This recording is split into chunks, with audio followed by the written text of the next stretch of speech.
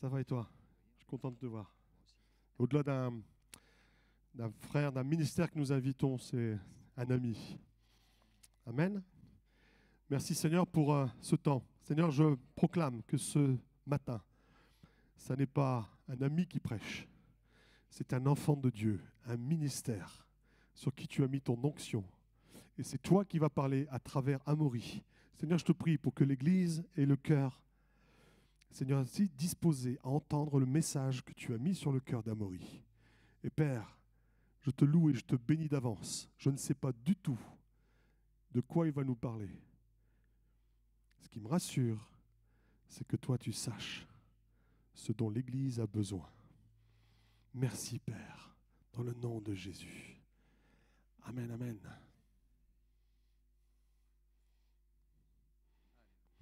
Tu peux glisser quelques mots en portugais. Il y a une Brésilienne dans le fond là-bas. Bom dia, tudo bem? Buongiorno. Come stai?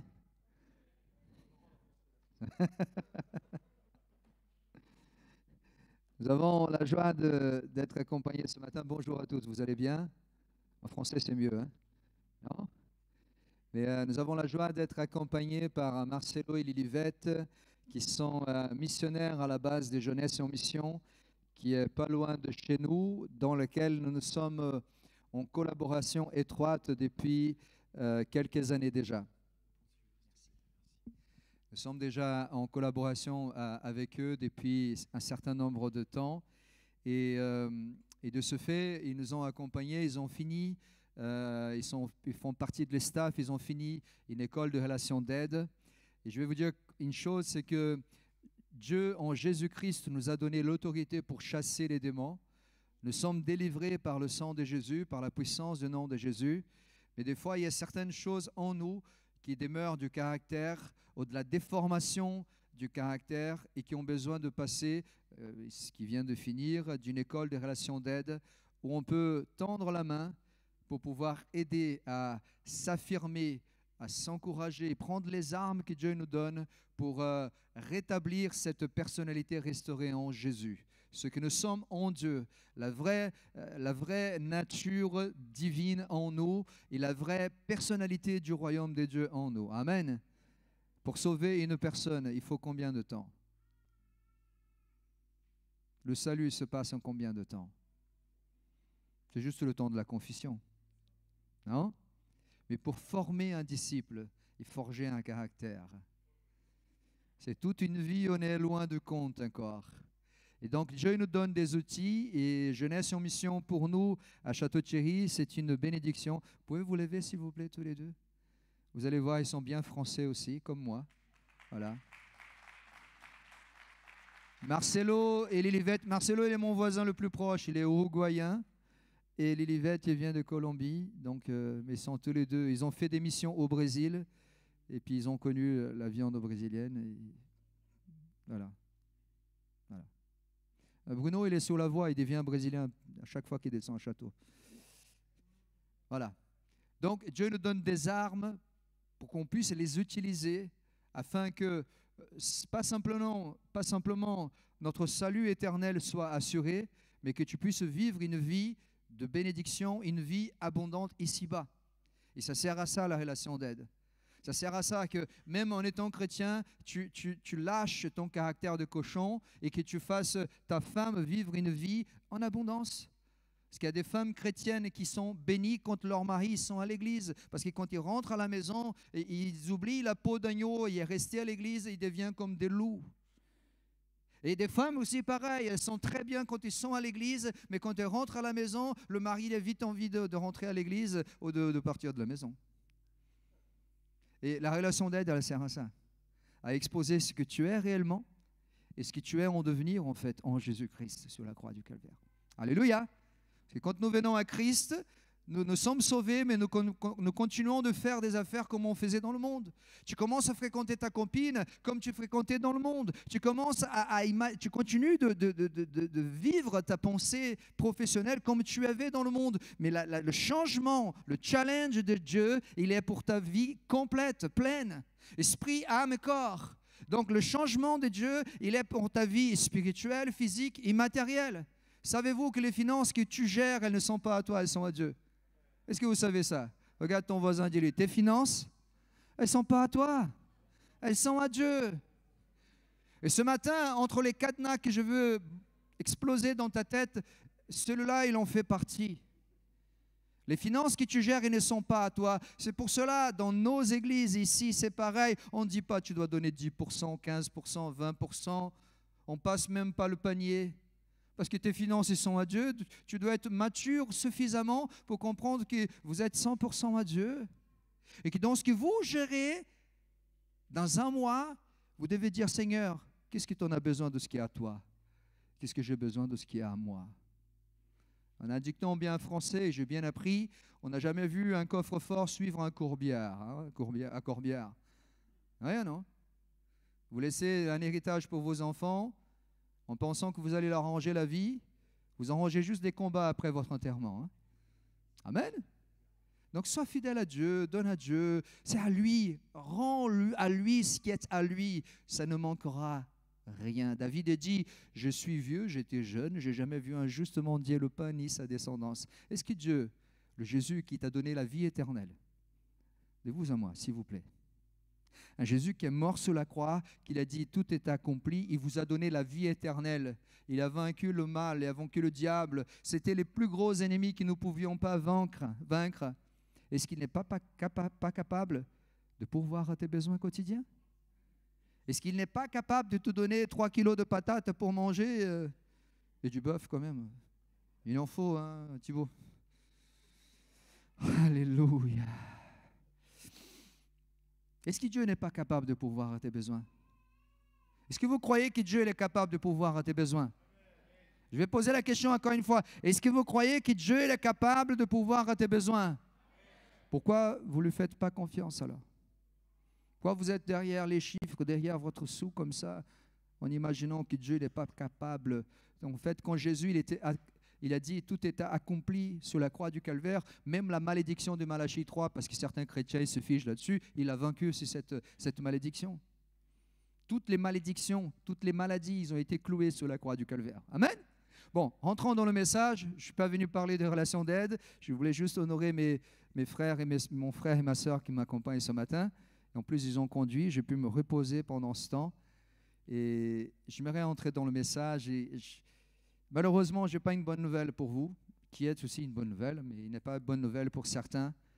Et le message que je vous ramène ce matin, c'est un message lié à la repentance, lié à la reprise en main de la vie, mais lié aussi à des choses qui font et qui vont faire partie de votre vie et qui feront toute la différence dans votre vie et qui seront un point de départ pour votre vie, ce que Dieu il veut pour votre vie d'ici en avenir. Amen. Dis à ton voisin, regarde-lui dans ses yeux, dans les deux, préférentiellement, et dis-lui, pour du vin nouveau, il faut de nouvelles outres.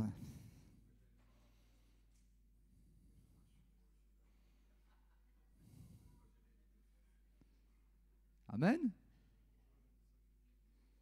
Comment? Raconte-moi là, s'il te plaît. D'accord. Pour du vin nouveau, il faut des outres neuves. Vous connaissez cette histoire, non? Est-ce que vous vous connaissez un peu en vin? Moi, je suis brésilien, mais j'ai été adopté par un terroir français qui me plaît beaucoup.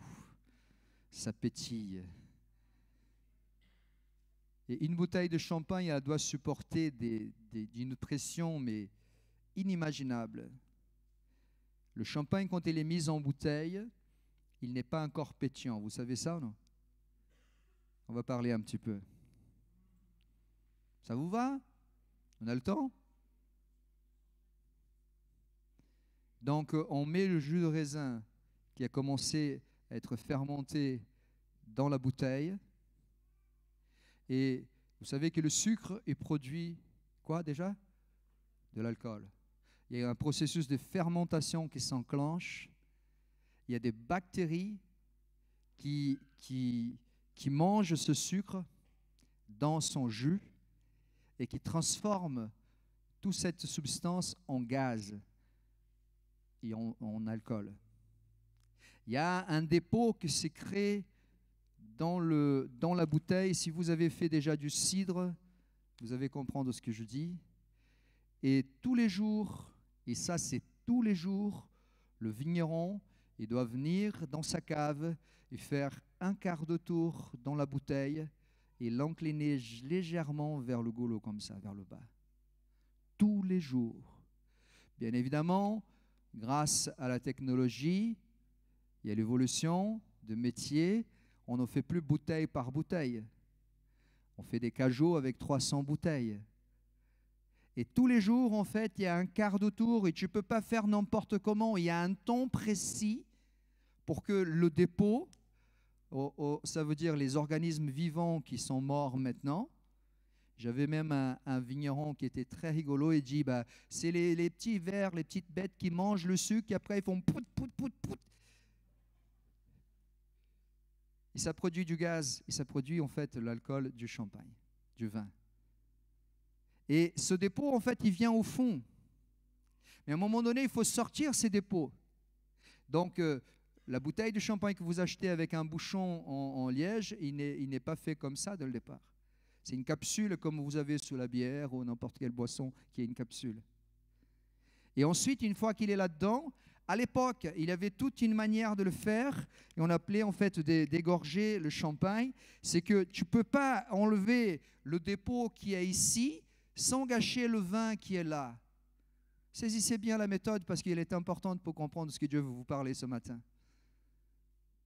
Et face, en fait, ils avaient un genre de décapsuleur renversé et qu'ils le plaçaient exactement comme ça. Ils tournaient légèrement la bouteille parce qu'ici, il y a de l'air. Là, il y a le liquide. Il y a le dépôt qui ne sert à rien.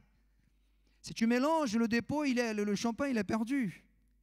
Donc, il fallait faire un geste qui était précis. C'est que quand la bulle d'air elle se mettait précisément entre le dépôt et le jus, il actionnait le décapsuleur et la pression éjectait en fait le dépôt. Il remettait un peu de liqueur. Et là, la bouteille elle est bonne pour être mise en bouchon.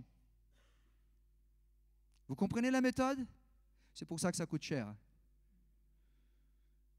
Aujourd'hui, bien évidemment, on ne le fait plus comme ça. Une fois que le dépôt il est au fond, ils mettent dans un grand appareil avec du glycol en dessous. Il descend à moins 24 en tournant.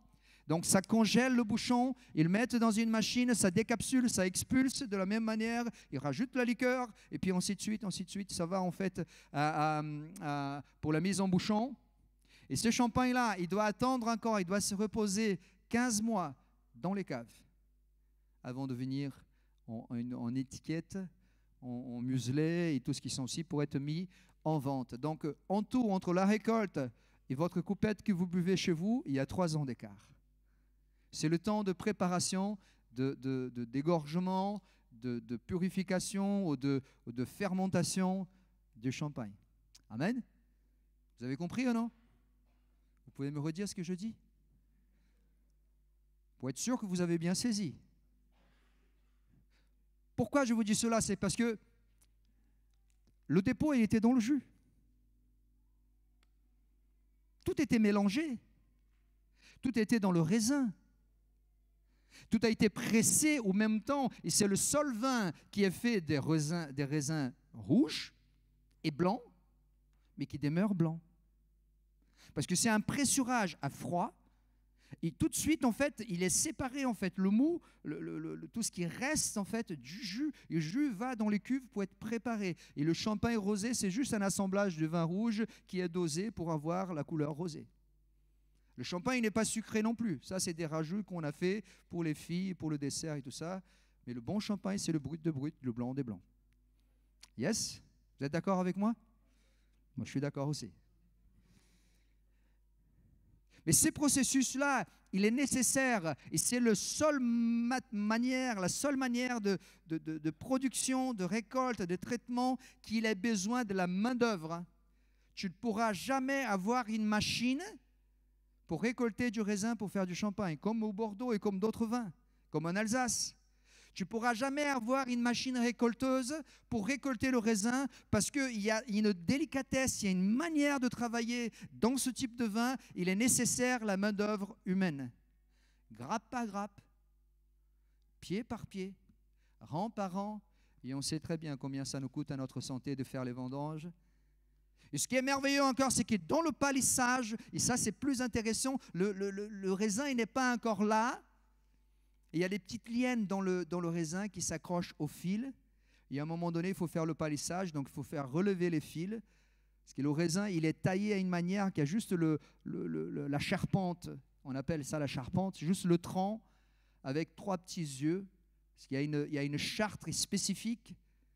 Et ensuite, quand il commence à grandir, il est tout content, le petit raisin, il s'y lie, il s'accroche à ses fils et dit « Wouh, je suis bien là !»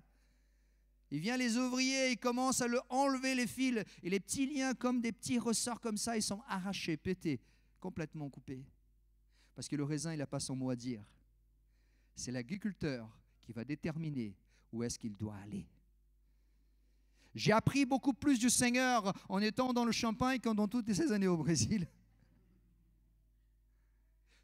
Tout le traitement qu'il reçoit, à la fin, le raisin, il est pur, il est complètement inerte à tout type de substance qui a été mise sur lui. Juste pour vous dire quoi? Que pour tenir la pression de ce vin pétillant, la bouteille, il faut qu'elle soit résistante. Regarde une bouteille qui se trouve à côté de toi. Parce que je vais parler outre, ça va être folklorique. Outre, c'est folklorique, et je vous dis outre, tu dis ouf. Mais je veux dire bouteille. Regarde la bouteille qui se trouve à tes côtés et dis-lui, pour supporter le vin nouveau, il faut avoir de la résistance. Amen. On va lire le passage quand même. Les chrétiens lisent la Bible, ils prient quand même, non? C'est normal, non? Allez, on y va. Matthieu 9, 17. Il va être projeté là. Matthieu 9, 17. Oh là. Vous êtes technologique ici. Vous avez 2 écrans. Il ne faut pas que les gens du château ils viennent ici, sinon je suis mal. Ils vont vouloir 2 écrans. Je suis heureux de voir à nouveau Bruno. Vous avez aussi le bonjour de l'église, de mon épouse, qui voulait venir, mais on a une équipe. On a les 2 seuls équipiers de cette équipe qui ont le permis. Donc quand je pars, elle ramène les enfants, elle fait tout la partie logistique, et vous le savez très bien comment ça se passe, hein? Mais elle vous passe le bonjour, et elle est en confiance et heureuse que je sois là avec Bruno, parce qu'elle aime bien Bruno, elle dit il va être bien gardé avec Bruno, ça va aller. Et l'église de Château, elle vous aime aussi beaucoup, hein les jeunes? Ça va, non? Bon, ils ont hâte de vous revoir à nouveau, hein? Voilà. De même, on ne verse pas dans des vieilles outres du mou ou du vin nouveau, sinon le vin nouveau le fait éclater, il se répand et les outres sont perdues. On met le vin nouveau dans des outres neuves. Ainsi, le vin et les outres se conservent. On va s'arrêter là. J'avais fait une petite analyse de ce qui c'était les outres, comment ça c'était. Une outre à vin est un récipient essentiellement conçu pour le transport du vin et ou son vieillissement, mais est également parfaitement adapté pour transporter de l'huile, du jus ou d'autres boissons consommables. À vin nouveau, outre neuve, aux nouvelles, le tout vient des dieux. Ce qui nous revient, c'est de laisser Dieu transformer l'outre qui est dans notre cœur, c'est d'accepter à longueur de vie la pression du vin, c'est de laisser vieillir le vin dans son outre aussi longtemps que Dieu voudra.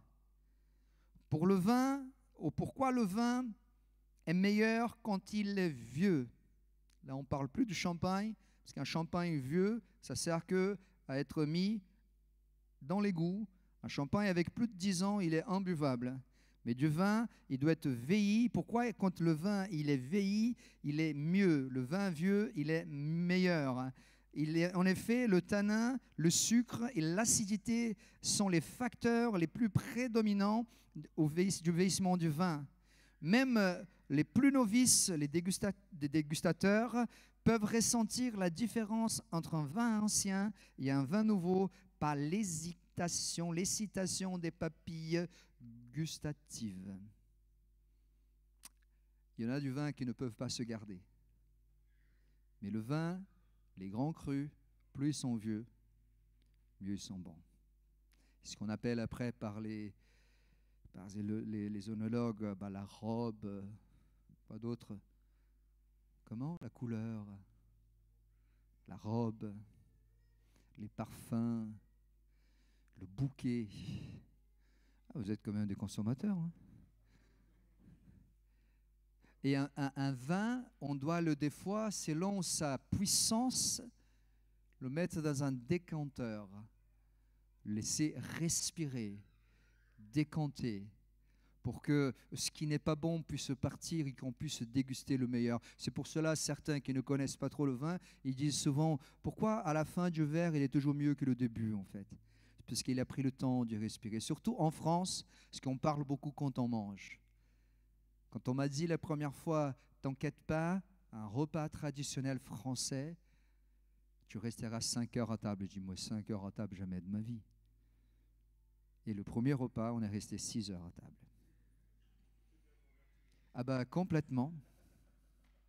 Je ne m'appelle pas Amaury pour rien. Papa, il avait une onction ce jour-là. Il m'a dit, il va s'appeler Amaury. Il m'a donné un prénom français. C'est merveilleux, ça, hein? Alléluia.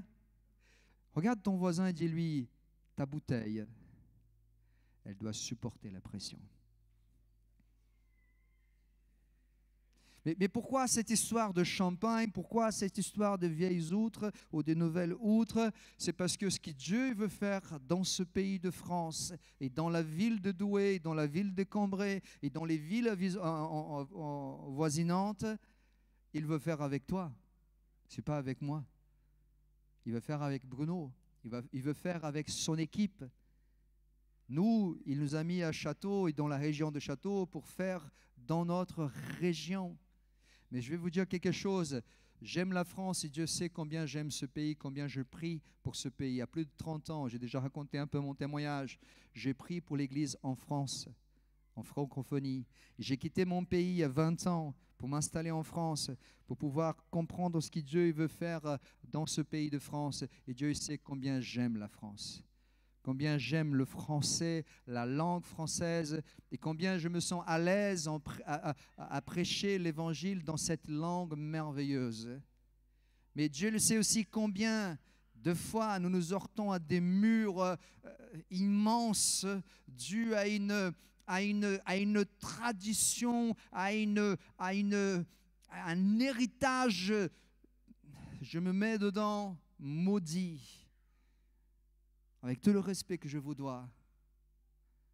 Mais je vais vous dire quelque chose, même des chrétiens français, qui devaient être les meilleurs exemples de ce qu'on a dit tout à l'heure, en passant par cette relation d'aide, caractère renouvelé, personnalité du royaume. Des fois, des chrétiens, ce sont les pires racistes du royaume qu'on peut trouver, que j'ai trouvé en 20 ans de France. On ne m'a pas raconté, j'ai vécu. Et j'ai survécu. Genre, tu es en train de témoigner, tu transpires toutes tes gouttes pour que la personne puisse comprendre la grâce de Dieu. Il dit, après, à la fin, il te dit, ouais, tu dis ça parce que tu es latino. Oh, chez vous, c'est différent, hein? Je pense que j'ai déjà tout entendu en 20 ans.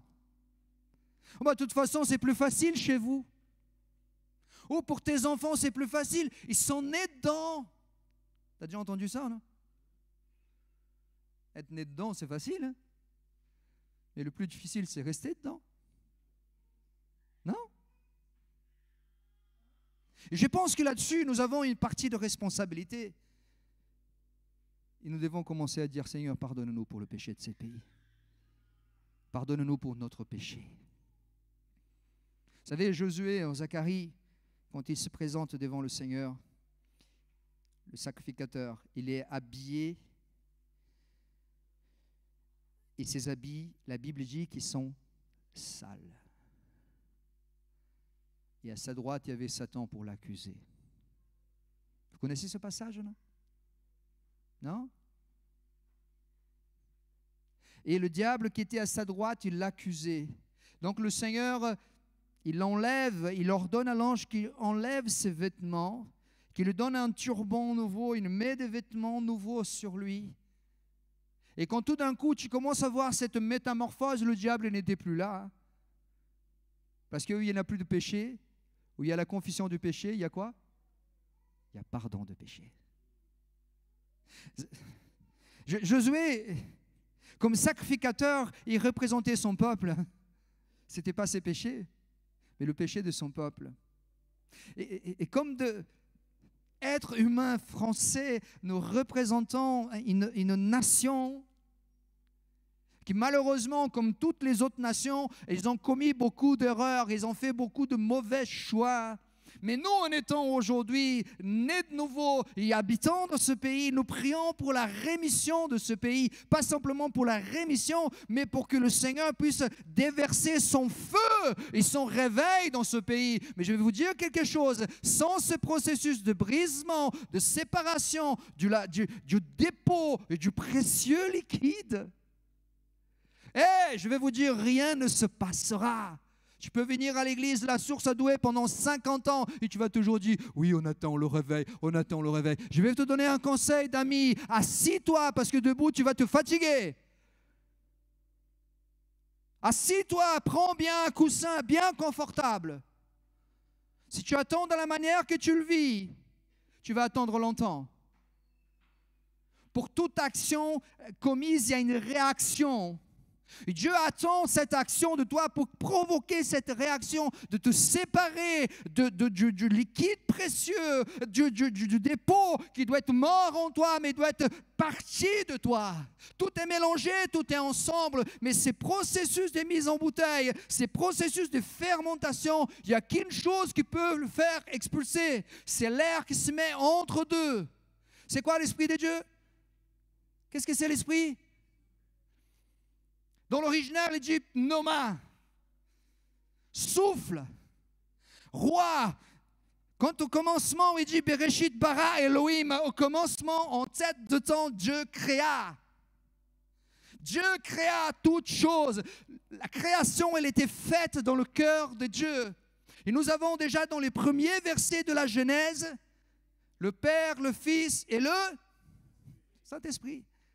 Et quand il dit l'Esprit du Seigneur, il planait sur la surface des eaux, comme s'il couvait, dans le texte original grec, il dit comme s'il couvait toute chose, comme s'il attendait la libération de la parole. Et là, nous le voyons, l'évangile de Jean, chapitre 1, il dit au commencement était la parole était Dieu, tout a été fait par elle, et sans elle, rien n'a pas été fait.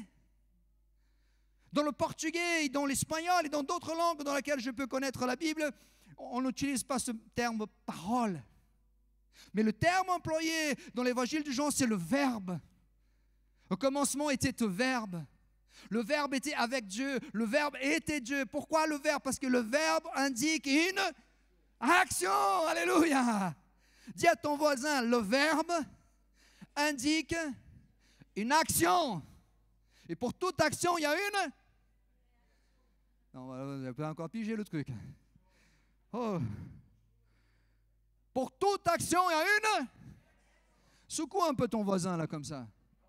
Il est trop bien coiffé. Change sa coiffure un peu.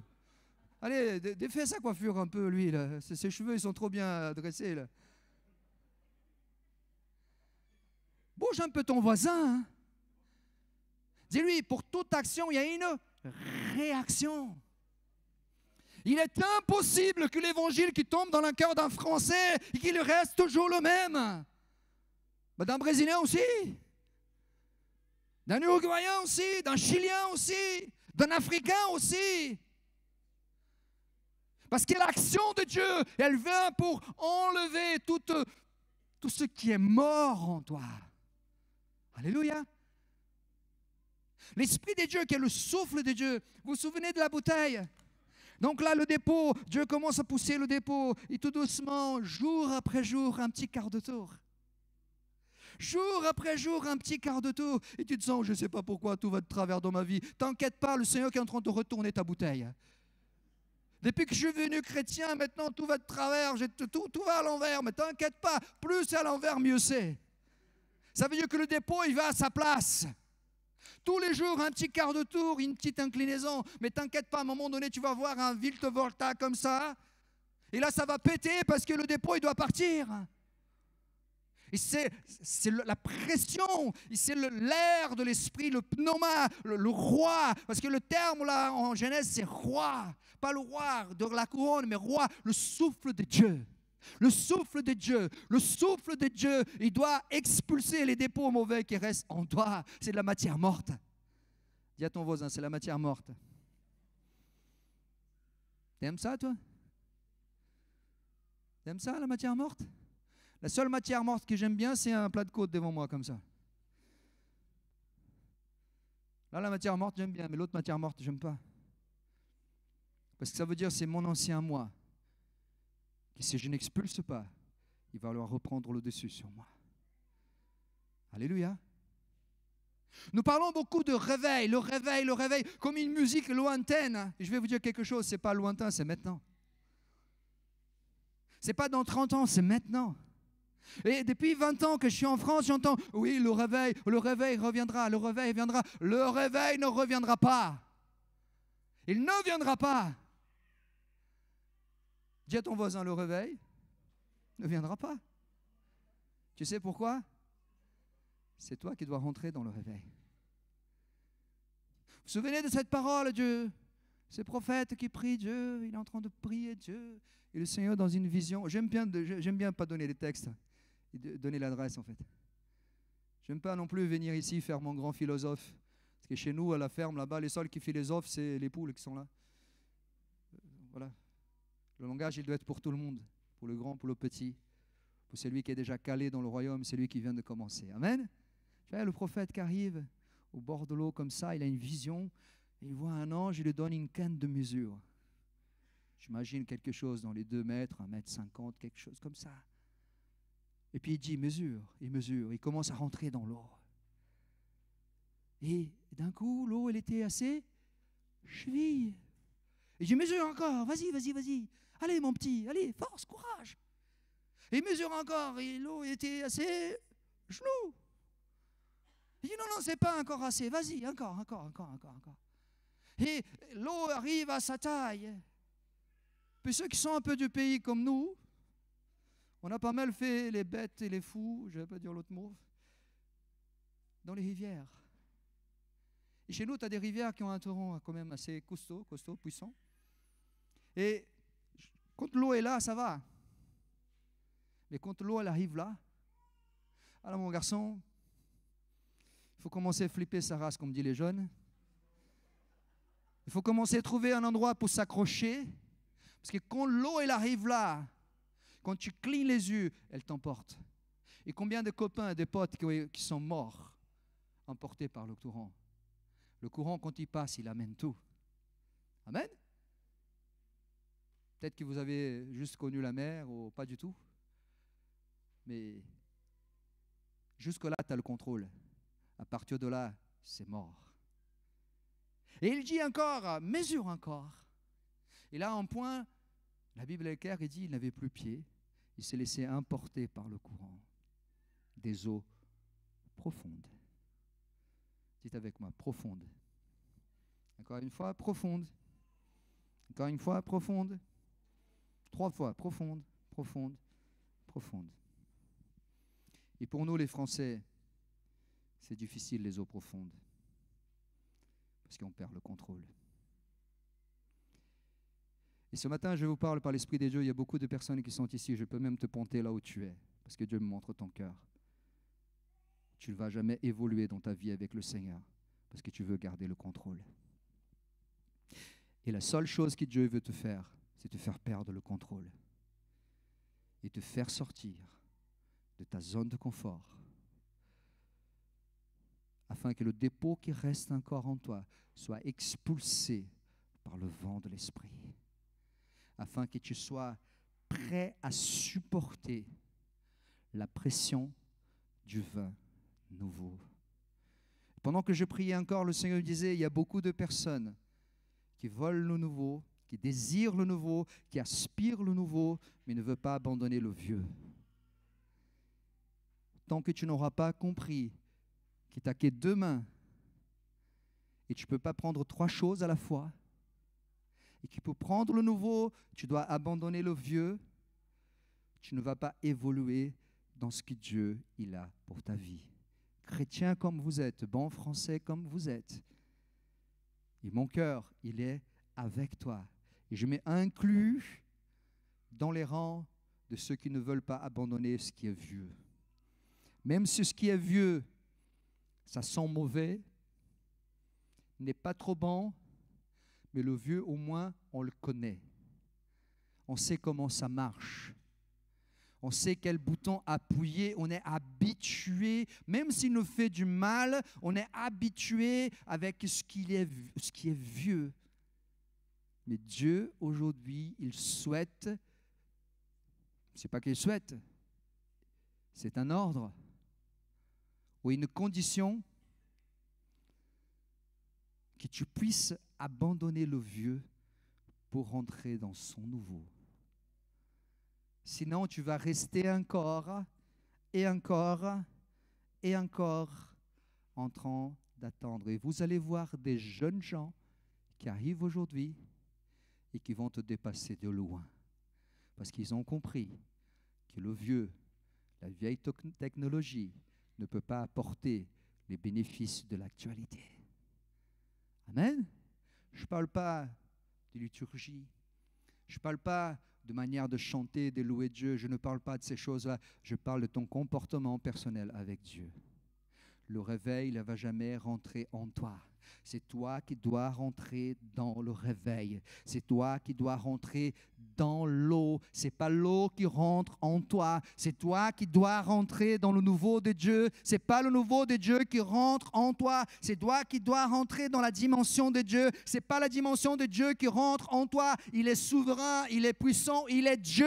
Et nous sommes l'œuvre de ses mains. Et c'est à nous de nous aligner, Français, Africains, Québécois, Américains, à sa volonté. Il n'y a pas de nation, il n'y a pas de nationalité. Il n'y a que de corps de Christ. Il n'y a que du membre du royaume de Dieu. Et si tu n'es pas lavé par le sang de Jésus, si tu n'as pas compris le processus encore, abandonne tes vieilles outres afin de recevoir le vin nouveau. Je n'ai pas rien d'autre à vous dire, sinon laisse ta vieille nature de côté afin de pouvoir déguster ce qui est nouveau. Ah, en France, ça ne marche pas. Ah bon, pourquoi ça ne marche pas? Même en Afghanistan, ça marche. Même au Koweït, ça marche. Même aux Émirats arabes, ça marche. Pourquoi ça ne marcherait pas? Est-ce que Dieu n'est pas puissant ailleurs? Ou parce qu'on a peur des démons? Les démons, on le chasse dans le nom de Jésus. L'une des dernières fois que je suis venu ici, j'ai sorti d'une convalescence de 3 mois avec mon dos qui me faisait très mal. J'ai dormi à l'hôtel et je ne sais pas si j'avais raconté, mais à 4 heures du matin, j'étais réveillé avec un coup sous ma poitrine et quelqu'un qui me tirait la main par terre. Et avec Philippe, on s'est mis à prier tout de suite. Et j'ai dit, dans le nom de Jésus, toi, homme fort qui agissait sur Douai, tu es lié au nom de Jésus. Et tu ne vas pas empêcher ce que le Seigneur veut faire ce matin ici. Et tout à l'heure, quand on rentrait encore, dès qu'on a franchi l'affiche à Douai, nous avons levé nos mains avec Marcelo et Livette. Et Seigneur, nous prenons autorité sur cette ville. Et nous déclarons que tu es le Seigneur de cette ville. Et nous déclarons un périmètre de 50 km à la ronde de l'Église où ton esprit a toute la liberté pour agir et faire sa volonté, ta volonté. Frères et sœurs, si tu ne fais pas, si tu ne lis pas, si tu ne prends pas autorité, c'est pour ça que tu vas te balloter à droite, à gauche, sans comprendre ce que Dieu veut faire. Dieu veut te instruire, il veut te former à comprendre, à attacher l'homme fort avant de saccager sa maison. Douai appartient au Seigneur. Vous n'êtes pas convaincus? Si vous êtes comme ça, le Saint-Esprit doit être comment là? Bon, je vais répéter, hein. Parce que j'aime bien Bruno. Douai appartient au Seigneur.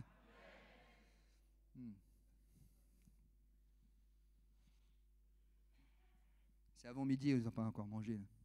3e fois. Douai appartient au Seigneur. Voilà. On arrive. C'est ça que c'est bon. On m'a dit Antonio, le portugais. Les vieilles outres ne peuvent pas supporter ce qui est nouveau. Les vieilles bouteilles ne peuvent pas contenir. Une bouteille de champagne, quand tu la bois, est-ce que tu la recycles? Est-ce qu'elle est consignée? Ça se passe comment? Au bac à verre. Qu'est-ce qui se passe avec la bouteille? Broyée, cassée, mis au feu, soufflée, refaite à nouveau. Et voilà, tu prends une bouteille qui peut-être dans sa matière, il y a 1000 autres bouteilles, des petits morceaux de bouteilles qui ont été recyclés pour produire cette bouteille-là. Et on oublie même qu'un jour, cette bouteille, il fut un temps, elle était une autre bouteille. Parce que nous, ce qui nous intéresse, c'est ce qu'il y a, le liquide qui est dedans. C'est le champagne qui est précieux là-dedans. La bouteille, même si elle tient le coup, on s'en fiche de la bouteille, on veut le liquide. Est-ce qu'après avoir bu ton champagne, tu regardes ta bouteille et dis « Waouh, tu es costaud quand même, hein? Tu as tenu le choc. Tu viens de loin, hein? Tu viens de Croûte-sur-Marne. » Rigolez pas, c'est une ville, hein, un village. C'était mon village de cœur en plus. Et on a de champagne de Croûte-sur-Marne. Qu'est-ce que tu fais avec la bouteille? Souvent on dit, marié au pendu, allez hop, la dernière goutte. Et hop, clac. Cette bouteille que le gars, il a mis son étiquette. Il a mis le muselet, il a tout, clac. Il a mis comme ça dans le magasin, exposition. Sans la bouteille, le liquide, il ne peut pas se tenir. Mais sans le liquide, la bouteille, ça ne sert à rien. Vous saisissez un peu, non? On va boire un coup tout à l'heure, donc vous allez penser à ça encore. Hein. La bouteille, sans le liquide, elle ne sert à rien. Mais elle a besoin de la bouteille pour transporter, pour commercialiser, pour stocker, pour transmettre ce qui est dans le liquide, qui est dans la bouteille, pardon. Amen. Dis à ton voisin, toi, sans le liquide, tu n'es qu'une bouteille. Tu ne sers à rien. Mais si tu es rempli de ce bon liquide, ta valeur, c'est tout autre. Tu as même un nouveau rotule, des vêtements nouveaux. Selon la maison de champagne, il te met des trucs en or, doré, argenté. Et des fois, selon la qualité du champagne, puisqu'on a des piquettes aussi, c'est plus beau l'emballage que ce qu'il y a dedans. Amen. Dis à ton voisin, ce qui est à l'intérieur de toi est plus précieux que toi-même. Amen.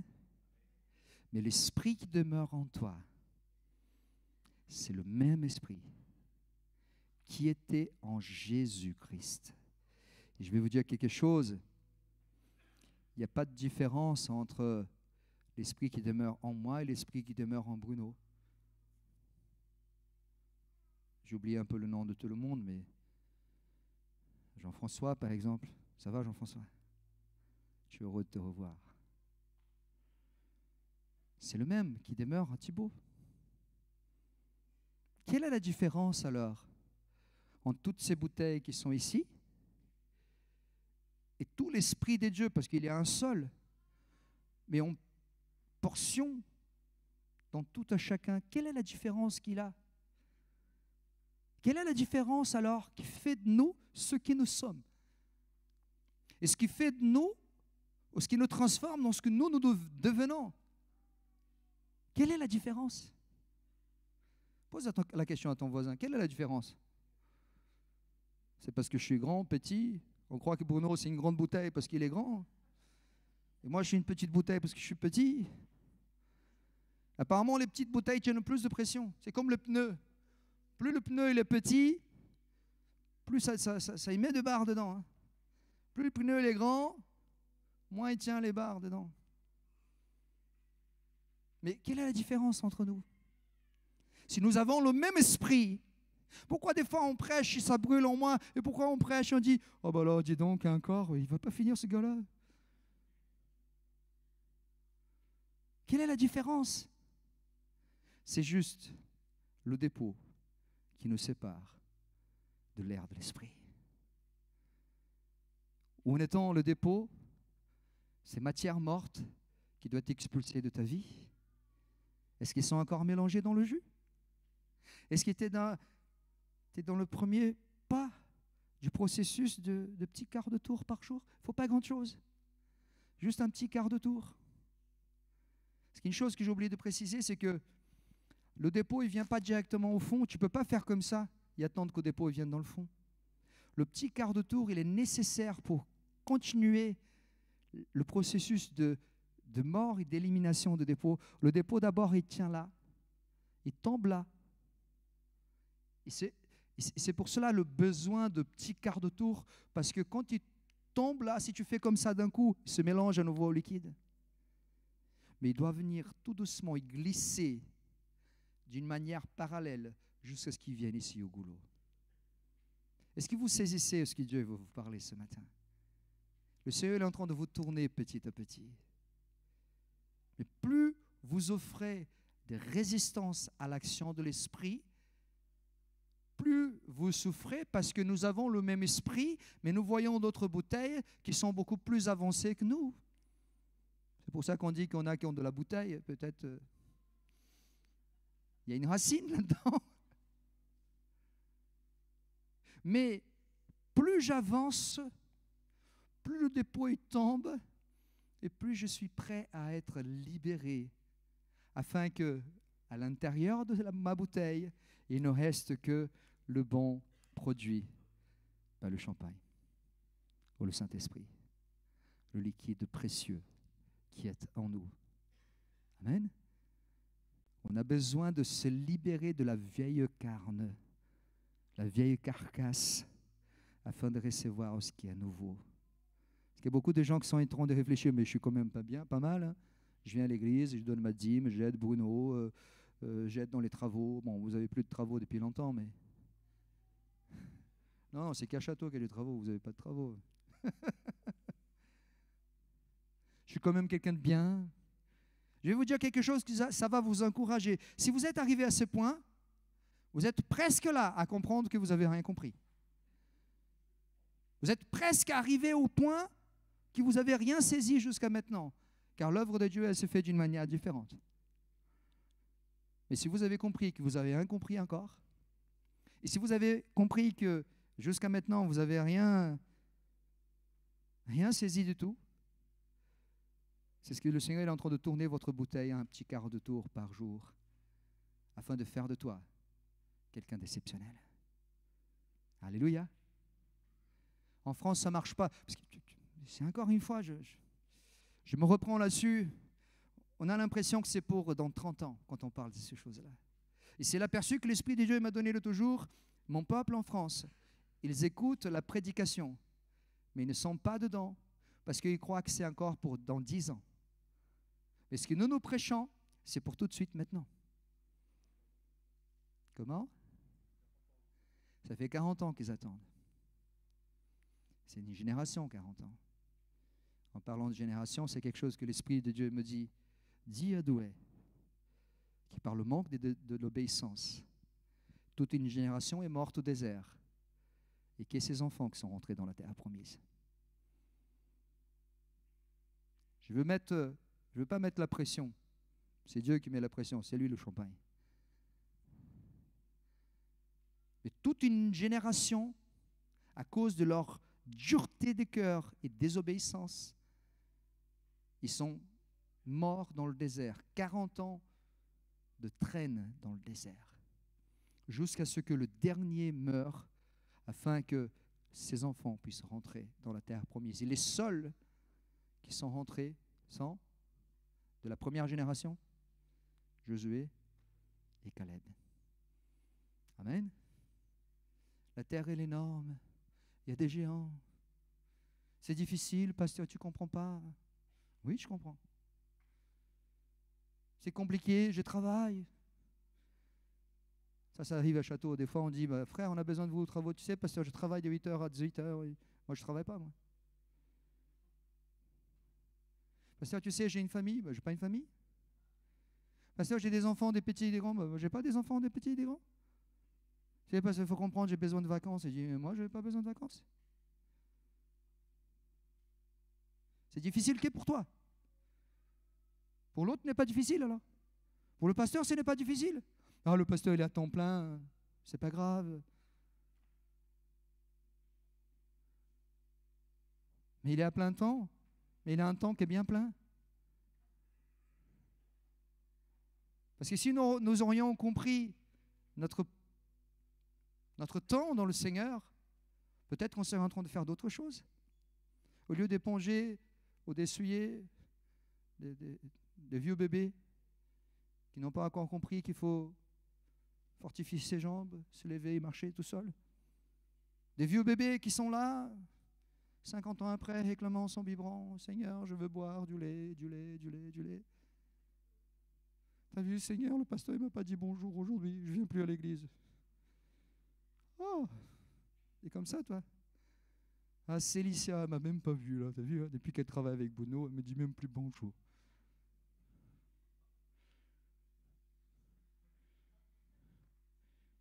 Il y a un frère qui m'a appelé une fois en sortant de l'église. Puis, les voitures, ils ont un haut-parleur maintenant pour le téléphone. C'est un Bluetooth, c'est ça qui s'appelle. Hein. C'est déjà vieux comme technologie. Puis le frère, il m'appelle. Salut, salut. Il dit, ah, bon, c'est bon, parce que c'est un frère qui m'appelait souvent, et à chaque fois, c'était un peu compliqué. Il dit, ça va, ça va. Il dit, non, je ne suis pas content. Je dis, pourquoi? Ta femme ne m'a même pas dit bonjour aujourd'hui. Il dit, écoute, ça tombe bien, elle est juste à mes côtés, elle t'entend, bah, parle-y directement avec elle. Et clac. Et puis Hélène, avec son aspérité qu'elle a, elle est très aigre, Hélène, très difficile à vivre. Elle dit, mon frère, je suis désolé, pardonne-moi au nom de Jésus. Si tu sais, tu discutais tellement bien avec le frère à côté, je ne voulais pas empêcher votre conversation de continuer. Je suis passé juste à côté, mais je t'aime autant, frère. Mais si ça t'empêchait de dormir, bonjour mon frère, comment vas-tu? Amen. Est-ce que vous avez compris quelque chose? Oui ou non? Des mots doux peuvent accalmer une tempête. Un bon comportement peut transformer des situations. Ça fait partie des nouvelles outres qui ont compris le vin nouveau qui est en elles, qui malgré la pression du vin, elles supportent avec le sourire. Alléluia! Et ça, c'est donné à tous les Français, aux Italiens, aux Africains, aux Mexicains, à tout le monde qui a donné sa vie à Jésus et qui a compris le plan de Dieu pour sa vie. Amen. On va prier au Seigneur. Ça vous va? Je ne veux pas être long, mais on va prier au Seigneur. Mais je voulais juste vous dire que ne laissez pas passer cette génération. Il y a encore le temps pour que vous et la nouvelle génération, vous rentrez, que vous soyez complètement dedans ce que Dieu a réservé, pas simplement pour la ville de Douai, mais pour toute sa région. Certes, il y a des choses qui ne vont pas te plaire, mais est-ce que la bouteille a une puissance sur le liquide qui est en elle? Non. Est-ce que la bouteille a le mot à dire si elle veut l'étiquette rouge ou dorée ou argentée? Non. Le rôle de la bouteille, c'est de porter le liquide le plus précieux, parce que c'est le liquide qui sublime la bouteille qu'elle est. Alléluia. Dis à ton voisin, dis-lui, sois une nouvelle outre. Débarrasse-toi des vieilles outres. La fermentation, elle peut rompre le cuir. C'était fait en peau de bête. En peau de bête, c'était fait. C'était la couture, elle était ointe de l'étanchéité afin que le liquide ne se perd pas. Amen. Gloire à Dieu. On va prier au nom de Jésus. Je vais demander au groupe de louanges de revenir et la sœur de le piano. Je ne sais pas comment ça va se passer. Mais je ne sais pas si je vais faire un appel ou si on va faire un appel. Parce que si on fait un appel, je pense que tout le monde est concerné là-dessus. Je vais vous ramener une parole d'encouragement. Arrête de râler. Arrête de râler et avance. Ne regarde pas la couleur de la bicyclette. Pédale.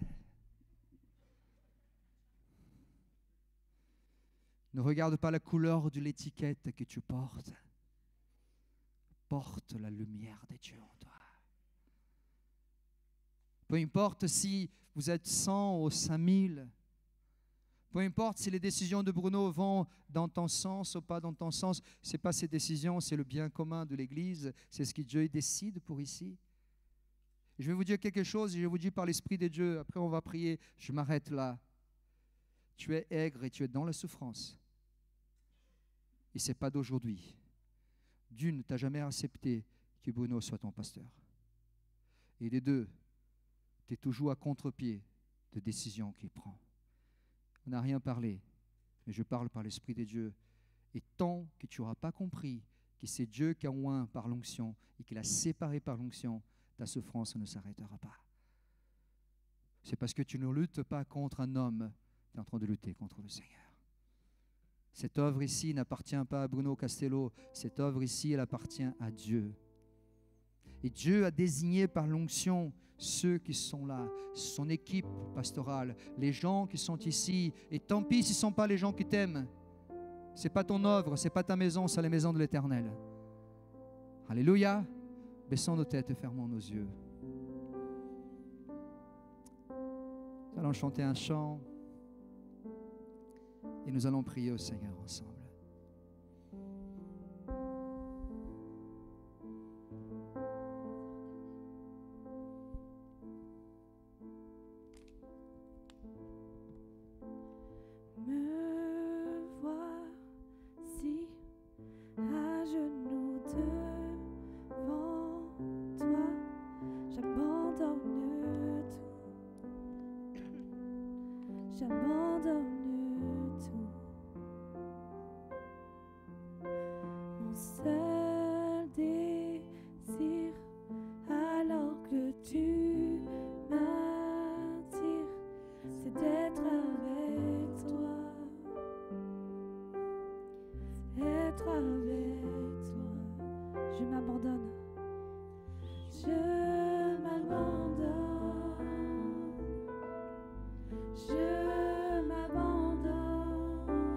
te connaître.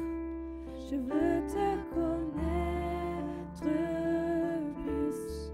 Je veux te connaître. Je m'abandonne.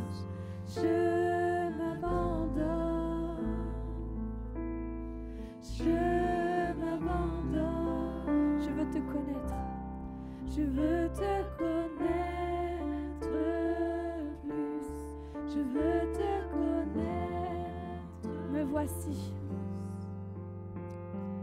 Me voici à genoux devant J'abandonne toi. tout. J'abandonne tout.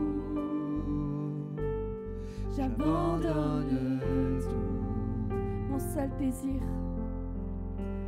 Mon seul désir. Alors que tu m'attires. Alors que tu m'attires. C'est d'être avec toi. C'est d'être avec toi. C'est d'être avec toi. Je m'abandonne. On va se lever là où nous sommes. Je m'abandonne. Oh Jésus, je veux te connaître plus. Je veux te connaître plus. Je m'abandonne. Je m'abandonne. Oh, je m'abandonne. Je veux te connaître. Je veux te connaître plus, Seigneur. Oh, Seigneur, mieux te connaître afin de mieux te faire connaître, Seigneur. Nous avons plus besoin de toi, Seigneur. Nous avons besoin de plus de toi en nous. Saint-Esprit de Dieu. Lève tes mains au ciel. Commence à dire, Seigneur, déchire mon cœur. Seigneur, je veux abandonner ce qui est vieux afin de recevoir ce qui est nouveau. Lève tes mains au ciel. En levant tes mains au ciel, tu abandonnes ce qui est vieux afin de rentrer dans ce qui est nouveau pour toi.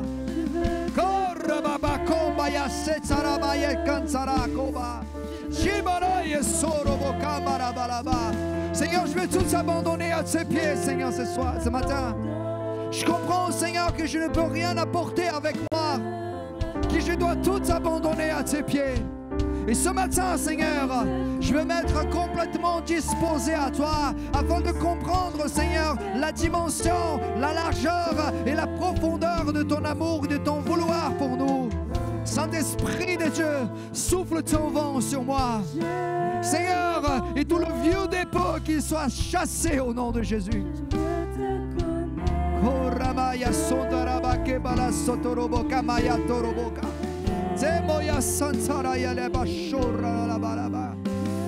Alléluia.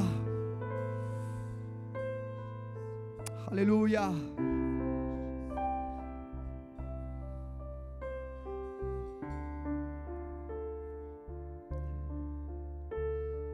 Vous étiez en train d'entendre ce message et de la haine et de la colère qui est née dans ton cœur. C'est comme si une révolte, parce que tu n'étais pas d'accord avec ce message. Je veux prier pour toi. Sors de ta place, viens ici, s'il te plaît.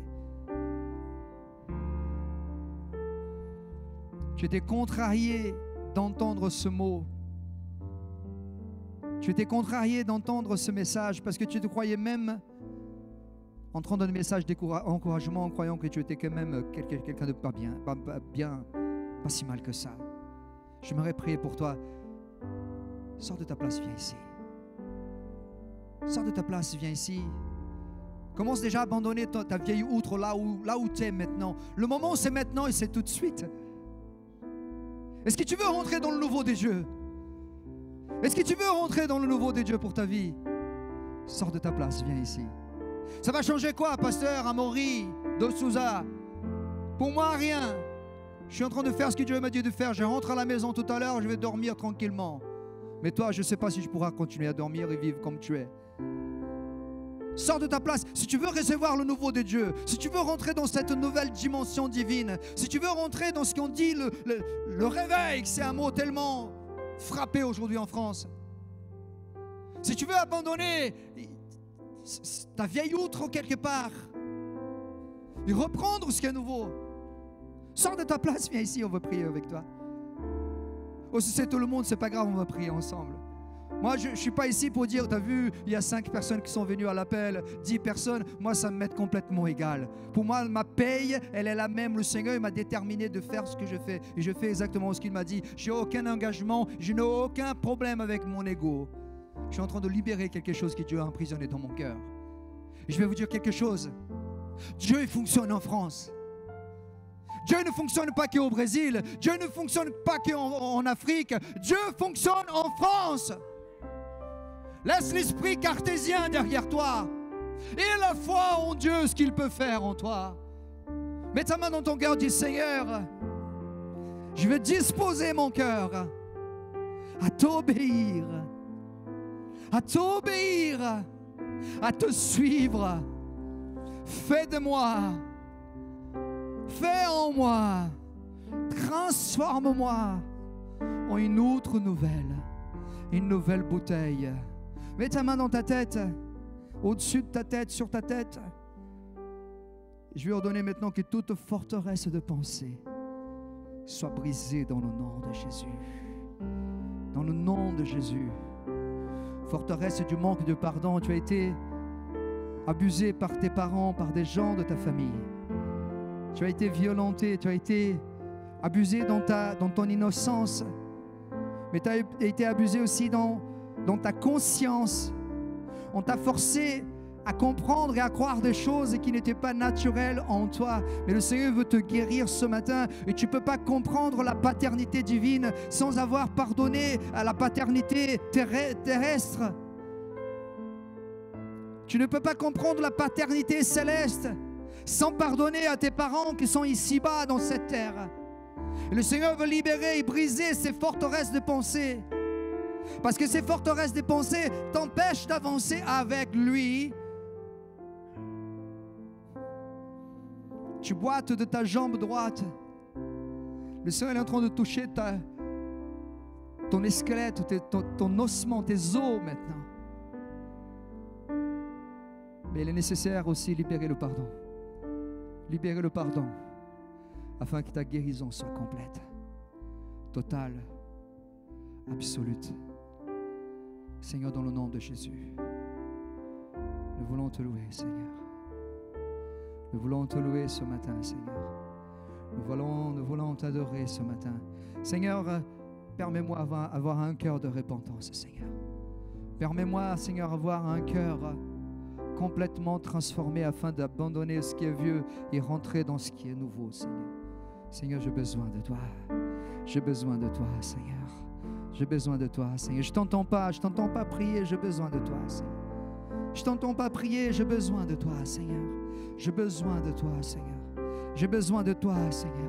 J'ai besoin de toi, Seigneur. Je veux voir ma ville sauvée. Je veux voir ma famille sauvée. Je veux voir mon pays sauvé. Je veux voir, Seigneur, ce ne sont plus des étrangers qui viendront prêcher l'évangile ici, mais c'est moi qui me lève pour prêcher l'évangile dans ma nation. C'est moi qui ai envoyé dans d'autres nations afin de prêcher l'évangile. Seigneur, parce que j'ai compris que tu as besoin de moi. Me voici, Seigneur. Me voici, Seigneur, devant toi. Me voici devant toi, Seigneur, comme un vent puissant, comme un vent violent, souffle en moi, comme un vent puissant, souffle en moi ce matin, Seigneur, au nom de Jésus, au nom de Jésus, au nom de Jésus. Oh. C'est le vent Puissant, souffle maintenant.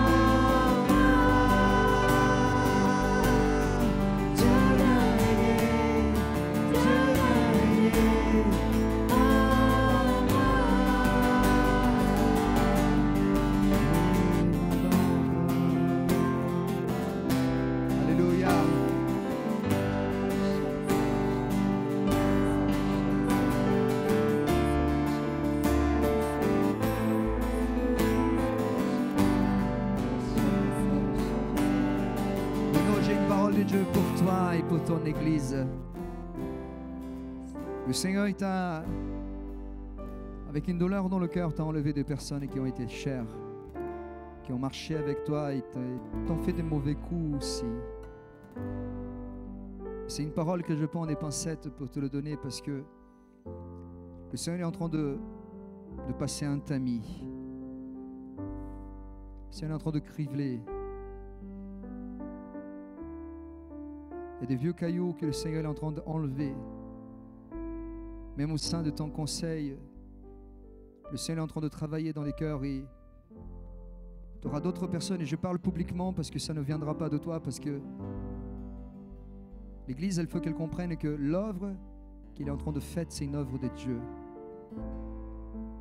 Il y a une certaine génération qui ne connaîtra pas ce que Dieu a réservé pour l'Église de Douai. Il y a des gens qui ont été importants en fut un temps, mais qu'aujourd'hui ils ont cru que c'est leur royaume, que c'est leur entreprise même.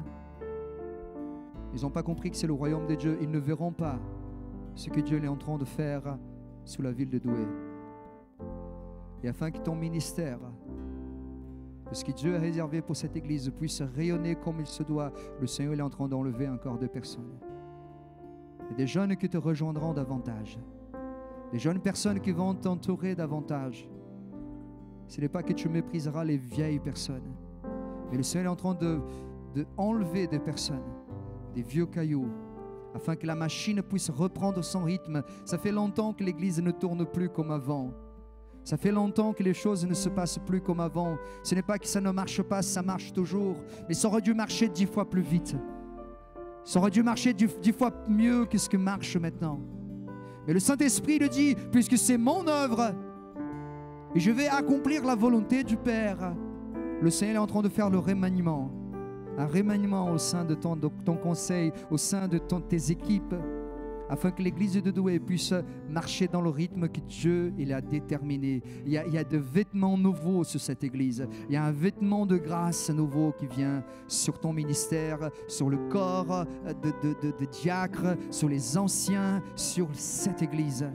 Et tous ceux qui sont là depuis longtemps auront compris ce que Dieu est en train de faire. Ils rentreront dans ce nouveau. Ce n'est pas que Dieu est en train de renvoyer des gens chez eux. C'est que ceux qui auront compris ce que Dieu est en train de faire, c'est nouveau. Il a besoin qu'ils se renouvellent en lui. Ils rentreront aussi dans ce renouveau de l'esprit pour l'Église et pour la ville de Douai. Seigneur, nous te bénissons et nous te louons. Et je prie pour Bruno. Je prie pour cette Église, Seigneur. Je prie pour ce peuple de la ville de Douai, que c'est une Église qu'on aime. Et nous voulons voir ce rayonnement, Seigneur, se faire dans le nom de Jésus. Dans le nom de Jésus. Amen. Amen, amen. Merci Père pour ces paroles.